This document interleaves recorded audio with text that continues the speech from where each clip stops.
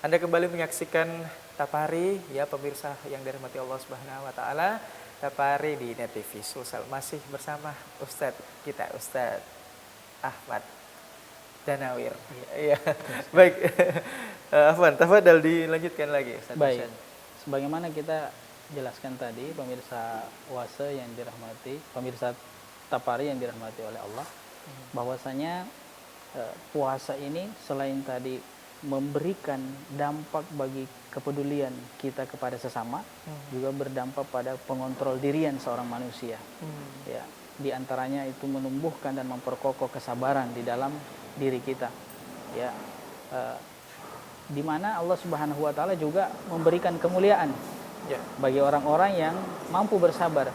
Ya, di mana Allah Subhanahu wa taala berfirman, "Innallaha ma'as sabirin." Sesungguhnya Allah Subhanahu wa taala itu bersama orang-orang yang sabar. Nah, Allah membersamai orang-orang yang sabar. Dalam artian bahwa begitu mulia orang-orang yang bisa mengontrol dirinya. Nah, sebagaimana saya katakan tadi bahwa ya tidak hanya mulut, kalau di zaman sekarang ya sudah ada media sosial yang tanpa batas, jangkauannya luar biasa. Betul. Bisa menyentuh kalangan manapun. Nah, sehingga sekarang tidak hanya mengontrol mulut, tetapi juga mengontrol jari-jari jempol-jempol kita. Bahkan bisa mengontrol tatanan sosial, Ustadz. Betul. Ya? Ini sampai sengeri luar itu biasa, ya. Luar biasa. Tatanan sosial bisa berubah dengan betul, adanya ini. Betul. Baik Ustadz, ini saya tiba-tiba ada pertanyaan nih. Boleh bertanyakan Ustadz ya? Boleh, silakan Pak. Iya.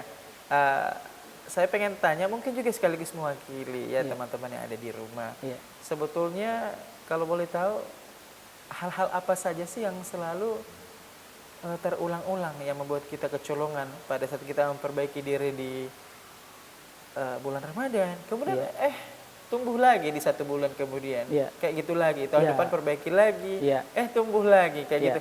Contoh-contoh sikap mungkin atau pengendalian diri atau apa itu Ustaz yang bisa membuat kita itu kecolongan, dan ini sebetulnya gimana sih cara pengelolaannya atau ngeremnya gitu agar tidak kecolongan dan kecolongan lagi, Ustaz? Baik, pertanyaannya begitu. Jangan sampai tobat, enggak lagi tobat, enggak lagi kayak gitu-gitu, Ustaz.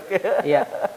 Jadi ini pertanyaan yang sungguh sangat bagus, bahwa terkadang ada rasa jenuh, kebosanan. Kenapa kadang ketika datang bulan suci Ramadan, semangat kita untuk beribadah begitu besar. Betul. Dan sudah kita memohon ampun kepada Allah, ya, tiba-tiba keluar daripada bulan suci Ramadan kita terjerumus lagi, sehingga ketika dalam hal kondisi seperti itu kita merasa berat lagi untuk kembali, kan begitu. Jadi solusinya seperti ini. Yang pertama, prinsip yang harus kita pahami bahwa manusia itu tidak lepas dari kesalahan dan kehilafan.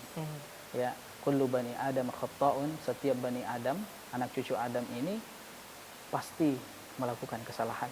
Tidak bisa lepas dari hal itu. Yang maksum itu hanya Nabi. Ya. Wa khairul khata'in at-tawwabun. Ya, orang-orang sebaik-baik orang yang melakukan kesalahan adalah bertaubat. Nah, ketika telah bertaubat, ya, biasanya setan itu juga semakin kuat godaannya. Ya, setan itu juga semakin keras untuk mempengaruhi kita lagi dan terjerumus lagi. Ya, sebenarnya hal ini adalah hal yang biasa. Karena memang setan tidak pernah putus asa mengganggu manusia. Dan itulah luasnya rahmat dan ampunan Allah Subhanahu wa taala. Ya. Sehingga Allah itu punya sifat, salah satunya adalah Ghaffar, ya. Maha pengampun. Ya, tidak hanya sekali, tapi Allah itu sudah tahu bahwa engkau akan berbuat salah berkali-kali. Maka berapa banyak pun kesalahanmu, semenjak engkau setelah berdosa dan langsung setelah itu bertaubat, Allah ampuni. Berdosa lagi, kembali lagi bertaubat kepada Allah. Jadi jangan pernah berputus asa dari rahmat Allah. Nah, ini yang terjadi di tengah-tengah masyarakat, mungkin khususnya kita yang rasakan, saya sudah terlanjur terjerumus lagi nih, ya, malu untuk bertobat, betul, seperti betul. Itu. Nah, kemarin sudah tahajud memohon ampun, sudah taubat, sekarang saya terjerumus lagi.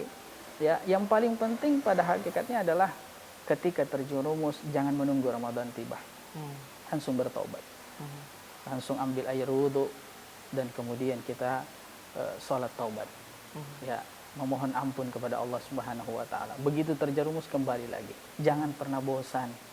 Allah tidak pernah bosan untuk mengampuni kita. Masya Allah. Ya, sehingga begitu beruntungnya kita sebelum masuk Ramadan sudah bertaubat, datang lagi bulan suci Ramadan, Allah buka lagi pintu ampunannya seperti itu. Jadi itu tadi prinsip utamanya bahwa Allah itu Maha Rahman dan Rahimnya itu begitu besar. Ya, dari semua sifat-sifat Allah yang ditonjolkan adalah Rahman dan Rahimnya. Ya, Maha Pengasih, Maha Penyayangnya. Maka ketika kita berbuat salah, segeralah mohon ampun kepada Allah. Apalagi di bulan suci Ramadan ini, detiknya, menitnya itu begitu berharga. Maka silahkan kembali. Dan ketika telah kembali kepada Allah, kemudian terjerumus lagi ke dalam kehilafan, kembali lagi. Tidak pernah bosan, seperti itu. Jadi istilahnya hal-hal seperti itu ditolerir oleh Allah ya, seperti Allah itu. sudah tahu. Artinya mungkin kalau manusia, di hadapan manusia itu dianggap sebagai sebuah permainan, atau dalam bahasa kita tuh, bahasa Bugis Makassar, patua-tua kayak gitu. Karena misalnya baik enggak, itu kalau sesama manusia ya, Ustadz, itu dianggap sebagai mempermainkan gitu. Atau playing, atau patua-tua gitu. Tapi ternyata untuk Allah itu dianggap sebagai sebuah tolerir ya. Artinya tidak ada batasan untuk kita selalu berusaha kembali dan kembali ke fitrahnya. Selalu gitu berusaha. Ya, Ustaz, ya? Iya. Meskipun pada hakikatnya ya, aduh, saya sudah berapa kali tobat masih begini. Namun untuk perspektif manusia ini dianggap lucu sih, karena itu dianggap patut gitu. Dalam perspektif kita ya, ini dipermainkan ini. Kemarin tobat, sekarang bermaksiat lagi. Betul. Tapi dalam perspektif Allah Subhanahu wa taala tidak seperti itu. Allah begitu Rahman dan Rahim, mencintai kepada kita. Dan yang paling penting ujungnya ya, Ustaz. Ya. Di ujung ujungnya, hayat kita, akhirnya yang menentukan. Husnul khotimahnya seperti apa. Dan kemudian yang selanjutnya yang perlu kita pahami bahwa setan itu memang tidak pernah putus asa. Setan saja tidak pernah putus asa. Bahwa mereka itu sudah tahu ujung-ujungnya mereka masuk di dalam neraka. Begitu semangatnya mereka mengajak kita juga sama untuk masuk neraka. Berarti mereka gagal bangkit kayak gitu juga ya, Ustaz, ya.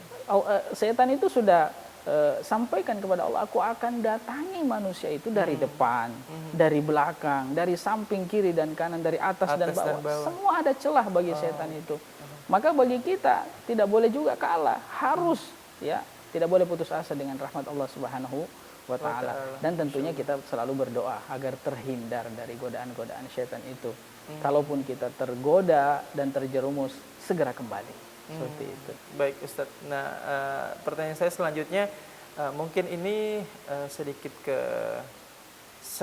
ya, mungkin out of the topic, tapi masih ada hubungannya mengenai perkara isu-isu global, tapi kita hubungkan dengan Ramadan. Tapi kita tahan dulu. Kita akan kembali usai jeda berikut ini. Tetaplah bersama kami dalam program Taparikos ya pagi hari.